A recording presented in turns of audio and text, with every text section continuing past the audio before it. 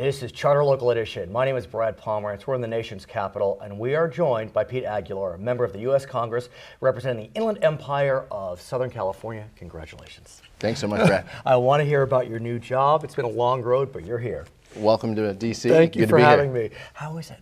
It's going well. It's going incredibly well. I mean, it's just such an honor and a thrill. It's been more than 5 months now that I took my oath here.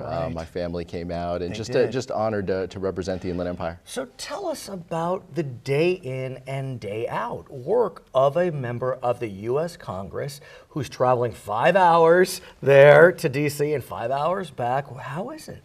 Yeah, I mean, you just have to be effective, just like any person in a professional career. You have to be effective and efficient on the plane ride here. It's a long ride, but thankfully with Wi-Fi, I can return emails, I can read prep documents, I can get ready for the week ahead. And let's talk about being effective for the Inland Empire, which you know better than I, has gone through some rocky times. I mean, this century, let's call it, has seen some of the best times for the IE and some of the worst.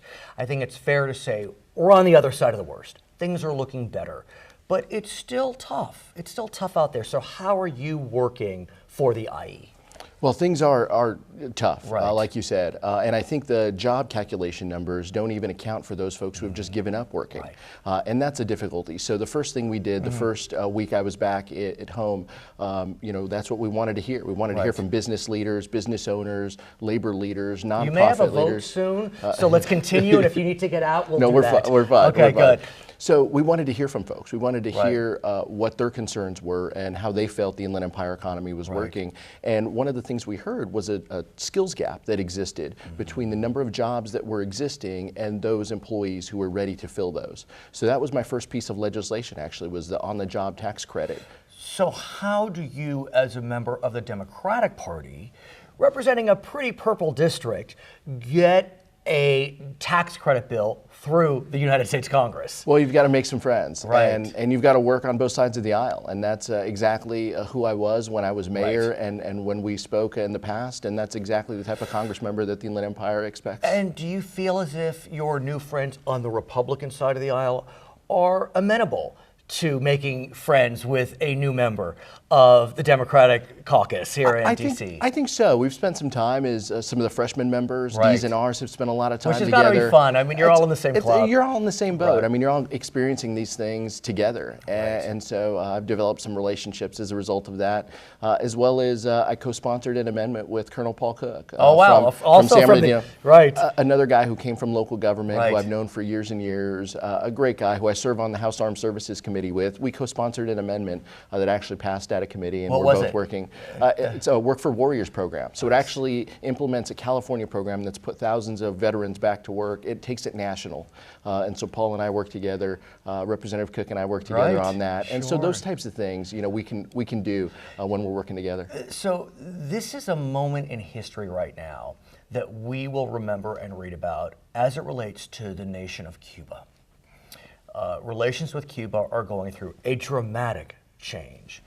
You, with that in the background, recently visited Guantanamo Bay, which is the strangest anomaly that one could ever dream. I mean, literally on this island of Cuba, a country with whom we've had no relations, we in America keep this little piece of it and don't let them in. Tell us about your visit to Guantanamo. Well, it's a strategic location for the United States, and and that's why it's been there for over 100 years. Oh, yes. So I went as a member of the House Armed Services Committee. Was Mr. Cook there as well? He wasn't on this trip. He wasn't on this trip. But it was a bipartisan trip. We went down just for the day. We left at 5 a.m. And we came back at 6 p.m. And the objective was to just look at the detention facilities. There's over 100 detainees that are currently still there. And it's impressive to see in the sense that the professionalism, the two takeaways were really the professionalism of the young people who were working there, who stand guard every day at those detention facilities, protecting the inmates and protecting each other. The professionalism that they had was impressive and inspiring. My guess is many folks will be surprised to hear you say that, because when we hear the noise about Guantanamo, it's not been positive. The noise has been that these inmates are not treated well, they are detained without charge. talk to me about the reality of the situation and the noise. Sure, there's the policy side of Right. how they are there, and what we were focused on was their current treatment, I understand. and so that's what we're looking at. So we looked at the facilities. The facilities have been in existence, and many of those individuals have been there for 13 years. So these are facilities that are getting older. So we wanted to see those up close and personal as well. So do you feel as if, from what you saw, this was positive treatment and it wasn't just they made it look nice for a day for members of Congress? No, I mean it was positive. I mean they're fed well. They're given great medical care. So regardless of the circumstances in which they arrived, I think the United States government is treating them professionally. So is Armed Services or the Congress generally looking at this question of detention and how long these folks are being detained with or without charge? Yeah, we are, and many of them, and this has been publicly reported, many of them are slated to be released to other countries, and so I think the United States is using its job to work with other countries to develop a solution where not all of these individuals are there in the long term. I want to talk about a challenge that you recently took with your wife Alicia. Gwyneth Paltrow took the challenge. It didn't go well for her. I don't know that it went well for you, but you did finish the challenge at least. Ms. Paltrow did not. And it focuses upon the CalFresh program. Yeah. And it looks at how the neediest among us are required to live. Tell us about it.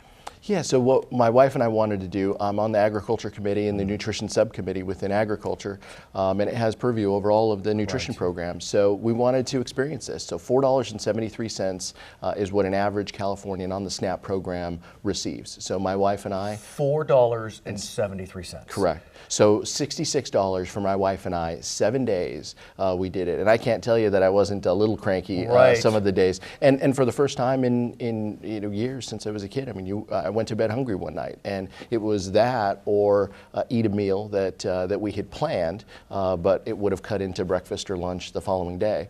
So it was tough, but through it all, there was an end in sight for me. We were doing 21 meals in 7 days, but for thousands of Inland Empire residents who were on this program, there is no end in sight, and that's the difficulty. So by the end of the challenge, what did you take away? I mean, it's nice, and Ms. Paltrow got headlines, but yeah, I took away that food insecurity is a very real concern for young people in our communities and for residents. Over 30,000 residents of my district are on SNAP, and so the reality is, for so many of these folks, this is their lifeline. This is the backstop and the only way that they have healthy food. So is this something that the Congress can address, or is it money goes through a block grant to the states? I'm feeling like maybe.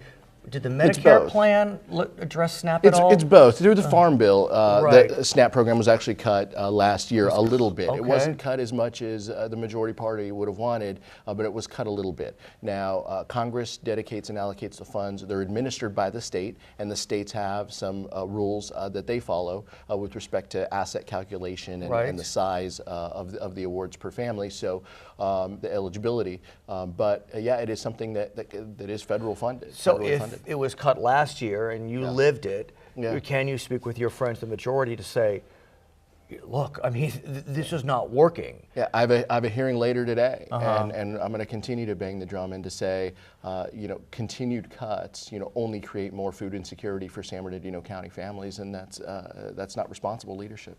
His name is Pete Aguilar. He is a member of the United States Congress. He represents significant portions of the Inland Empire. My name is Brad Pomerance. This is Local Edition.